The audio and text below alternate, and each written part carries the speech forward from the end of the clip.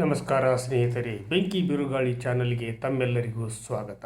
ನಾನಿವತ್ತು ಕರ್ನಾಟಕ ರಾಜ್ಯ ಸರ್ಕಾರಿ ನೌಕರರು, ನಿವೃತ್ತ ನೌಕರರು ಹಾಗೂ ಪಿಂಚಣಿದಾರರು ಹಾಗೂ ಪಿಂಚಣಿದಾರರ ಅವಲಂಬಿತ ಕುಟುಂಬಸ್ಥರ ಒಂದು ವಿಚಾರವಾಗಿ ಅವರ ಒಂದು ಆರೋಗ್ಯದ ದೃಷ್ಟಿಯಿಂದ ರಾಜ್ಯ ಸರ್ಕಾರ ಗುರುವಾರ ನಡೆದ ಸಚಿವ ಸಂಪುಟದಲ್ಲಿ ಕೈಗೊಂಡಿರತಕ್ಕಂಥ ಅಮೋಘವಾದ ನಿರ್ಧಾರದ ವಿಷಯವಾಗಿ ಈ ಸಂಚಿಕೆಯನ್ನು ನಾನು ನಾಡಿನ ಎಲ್ಲ ಸರ್ಕಾರಿ ನೌಕರರಿಗೂ, ನಿವೃತ್ತ ನೌಕರರಿಗೂ, ಪಿಂಚಣಿದಾರರಿಗೂ, ಜೊತೆಗೆ ಅವರ ಕುಟುಂಬದ ಅವಲಂಬಿತರಿಗೂ ಕೂಡ ಹಾಗೂ ಅಂಗವಿಕಲರಿಗೂ ಕೂಡ ಒಳ್ಳೆಯದಾಗುವಂಥ ಯೋಜನೆಯನ್ನು ರಾಜ್ಯ ಸರ್ಕಾರ ಈ ಒಂದು ಸಮಯದಲ್ಲಿ ಘೋಷಣೆ ಮಾಡಿರತಕ್ಕಂಥದ್ದು ನಿಜಕ್ಕೂ ಕೂಡ ಒಂದು ಆಶಾದಾಯಕ ಬೆಳವಣಿಗೆ.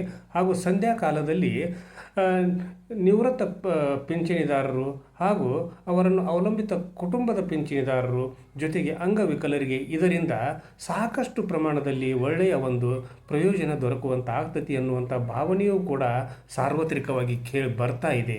ಹಾಗಿದ್ದಾಗ ಈ ಯೋಜನೆಯ ಒಂದು ವಿಚಾರವಾಗಿ ಸುಮಾರು 4,93,000 ಕುಟುಂಬಗಳು ಈ ಪಿಂಚಣಿಯ ಈ ಒಂದು ಯೋಜನೆಯ ಲಾಭವನ್ನು ಪಡೀಲಿಕ್ಕೆ ಸಾಧ್ಯ ಅನ್ನುವಂಥದ್ದನ್ನು ಕೂಡ ಈ ಸಂದರ್ಭದಲ್ಲಿ ನಾನು ಉಲ್ಲೇಖ ಮಾಡಿ ಹೇಳಲಿಕ್ಕೆ ಬಯಸ್ತೀನಿ.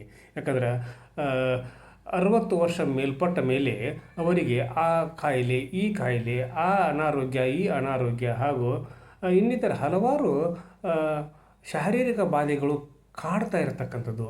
ಆ ಒಂದು ಸಮಯದಲ್ಲಿ ಅವರಿಗೆ ಬರ್ತಿರ್ತಕ್ಕಂಥ ಪಿಂಚಣಿಯಲ್ಲಿ ಕುಟುಂಬ ನಿರ್ವಹಣೆಯನ್ನು ಮಾಡಿಕೊಂಡು ಅವರ ಒಂದು ಆರೋಗ್ಯದ ಕಡೆಗೆ ಗಮನ ಕೊಡಲಿಕ್ಕೆ ಅಷ್ಟೊಂದು ಆಗಲಿಕ್ಕಿಲ್ಲ ಅನ್ನುವಂಥ ಒಂದು ಭರವಸೆಯಿಂದ ರಾಜ್ಯ ಸರ್ಕಾರ ಅವರಿಗೂ ಕೂಡ ಒಳ್ಳೆಯದಾಗಲಿ ಅನ್ನುವಂಥ ಒಂದು ವಿಶಾಲವಾದ ಮನೋಭಾವನೆಯಿಂದ ಈ ಒಂದು ಯೋಜನೆಯನ್ನು ಜಾರಿಗೆ ತಂದಿದೆ. ಹಾಗಿದ್ದಾಗ ಮೊದಲು ಇದನ್ನು ಜಾರಿಗೆ ತಂದಿದ್ದಿಲ್ಲ. ಯಾಕಂದ್ರೆ ಇದನ್ನು ನಮಗೆ ಸರ್ವಿಸ್ನಲ್ಲಿ ಅಂದ್ರೆ ಸೇವೆ ಸಲ್ಲಿಸ್ತಾ ಇರ್ತಕ್ಕಂಥ ಸಮಯದಲ್ಲಿ ಮಾತ್ರ ಇರುವವರಿಗೆ ನಾವು ಇದನ್ನು ಅನ್ವಯಿಸ್ತೀವಿ. ನಿವೃತ್ತರಿಗೆ ಮತ್ತು ನಿವೃತ್ತ ಕುಟುಂಬದ ಪಿಂಚಣಿದಾರರಿಗೆ ಇದನ್ನು ನಾವು ಕೊಡಲಿಕ್ಕೆ ಸಾಧ್ಯವಾಗೋದಿಲ್ಲ ಅನ್ನುವಂಥ ವಿಷಯವನ್ನು ಕೂಡ ಹೇಳಲಾಗಿತ್ತು. ಆದರೆ ರಾಜ್ಯ ಸರ್ಕಾರದ ನೌಕರರು, ಜೊತೆಗೆ ಪಿಂಚಣಿದಾರರು, ನಿವೃತ್ತ ನೌಕರರು ಹಾಗೂ ಅವರನ್ನು ಅವಲಂಬಿತ ಕುಟುಂಬದವರು ಕೂಡ ರಾಜ್ಯ ಸರ್ಕಾರಕ್ಕೆ ಪದೇ ಪದೇ ವಿನಂತಿಪೂರ್ವಕವಾದ ಮನವಿಗಳನ್ನು ಮಾಡಿಕೊಂಡ ಮೇಲೆ ರಾಜ್ಯ ಸರ್ಕಾರ ಕಣ್ತೆರೆದು ಈ ಯೋಜನೆಯನ್ನು ಇಲ್ಲ, ಅವರಿಗೂ ಕೂಡ ಇದು ಅವಶ್ಯವಿರೋದರಿಂದ ಅವರು ಈ ರೀತಿಯಾಗಿ ನಮಗೆ ಮನವಿಗಳನ್ನು ಅರ್ಪಿಸಿದ್ದಾರೆ ಅನ್ನುವಂಥ ಒಂದು ಭಾವನೆಯನ್ನು ತನ್ನ ಮನಸ್ಸಿನಲ್ಲಿ ಇಟ್ಟುಕೊಂಡು ಈ ಯೋಜನೆಯನ್ನು ಜಾರಿಗೆ ತಂದಿರತಕ್ಕಂಥದ್ದು. ಹಾಗಿರುವಾಗ ಇದಕ್ಕೆ ಕುಟುಂಬ ಪಿಂಚಣಿದಾರರು ಹಾಗೂ ಆರೋಗ್ಯ ಪಿಂಚಣಿದಾರರು ಮತ್ತು ನಿವೃತ್ತ ನೌಕರರು ಎಷ್ಟು ಕಟ್ಟಬೇಕಂತಂದರೆ ಅದು ಕೂಡ ಸ್ವಲ್ಪ 0.75% ಮತ್ತು ರಾಜ್ಯ ಸರ್ಕಾರ ಇದಕ್ಕೆ 1.25% ಹಣವನ್ನು ಕಟ್ಟಬೇಕಾಗ್ತೈತಿ. ಈ ಒಂದು ಹಣದಲ್ಲಿ ಎಲ್ಲರೂ ಕೂಡ ಅಂದ್ರೆ ನಿವೃತ್ತರು, ನಿವೃತ್ತ ಪಿಂಚಣಿದಾರರು ಹಾಗೂ ಅವರನ್ನು ಅವಲಂಬಿತ ಕುಟುಂಬದ ಪಿಂಚಣಿದಾರರು, ಜೊತೆಗೆ ಅಂಗವಿಕಲರು ಕೂಡ ಇದರ ಒಂದು ಲಾಭವನ್ನು ಪಡೆಯಬಹುದಾಗಿದೆ. ಹಾಗಿದ್ದಾಗ ಇದು ವಾರ್ಷಿಕವಾಗಿ ಸುಮಾರು ಕೋಟ್ಯಾಂತರ ರೂಪಾಯಿ ಆಗೋದರಿಂದ ರಾಜ್ಯ ಸರ್ಕಾರ ಮತ್ತು ಪಿಂಚಣಿದಾರರ ಒಂದು 70% ಮತ್ತು 30%, 70% ರಾಜ್ಯ ಸರ್ಕಾರ ಮತ್ತು 30% ಪಿಂಚಣಿದಾರರ ಒಂದು ವಂತಿಗೆಯಿಂದ ಈ ಒಂದು ಯೋಜನೆಯನ್ನು ಜಾರಿಗೆ ತರಲಾಗ್ತಾ ಇದೆ ಅಂತ ಹೇಳಲಾಗ್ತಾ ಇದೆ. ಹಾಗಿದ್ದಾಗ ಇದು ನಿಜಕ್ಕೂ ಕೂಡ ಒಂದು ಒಳ್ಳೆಯ ಬೆಳವಣಿಗೆ, ಆಶಾದಾಯಕ ಬೆಳವಣಿಗೆ.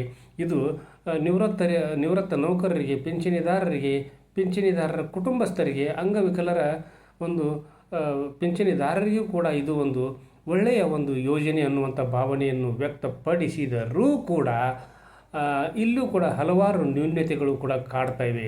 ಯಾಕಂದರೆ 60ರಿಂದ 70 ವಯಸ್ಸು ಆಗುವವರೆಗೂ ಕೂಡ ಇನ್ನೂ ಸ್ವಲ್ಪ ಆರೋಗ್ಯವಾಗಿ ನಿವೃತ್ತರಾದರೂ ಕೂಡ ಇರ್ತಾರೆ.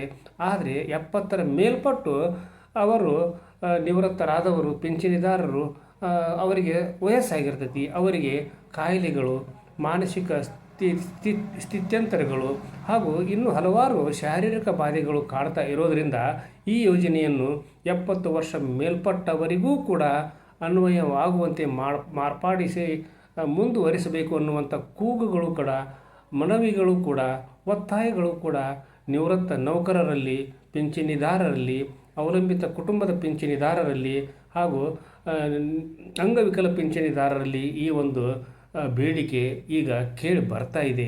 ಇದನ್ನು ಕೂಡ ರಾಜ್ಯ ಸರ್ಕಾರ ಪರಿಗಣಿಸಬೇಕು. ಯಾಕಂದರೆ 60ರಿಂದ 70 ವರ್ಷಗಳವರೆಗೆ ನೀವು ಮಾಡಿರ್ತಕ್ಕಂಥ ಈ ಯೋಜನೆ ಒಳ್ಳೆಯ ಯೋಜನೆ, ಅದರಲ್ಲೇನು ಎರಡು ಮಾತಿಲ್ಲ.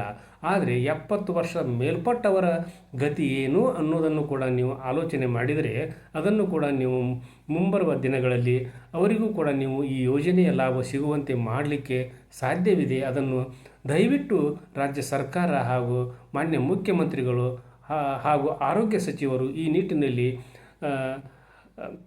ಮಾತೃ ಹೃದಯದಿಂದ ವಿಚಾರ ಮಾಡಿ ಇದನ್ನು ಅನುಷ್ಠಾನಕ್ಕೆ ತರಬೇಕನ್ನುವಂಥ ವಿಚಾರವನ್ನು ಕೂಡ ನಾನು ಬೆಂಕಿ ಬಿರುಗಾಳಿ ಚಾನಲ್ನ ಮೂಲಕ ರಾಜ್ಯ ಸರ್ಕಾರಕ್ಕೆ ಕೇಳಿಕೊಳ್ಳಲಿಕ್ಕೆ ಬಯಸಿದ್ದೇನೆ.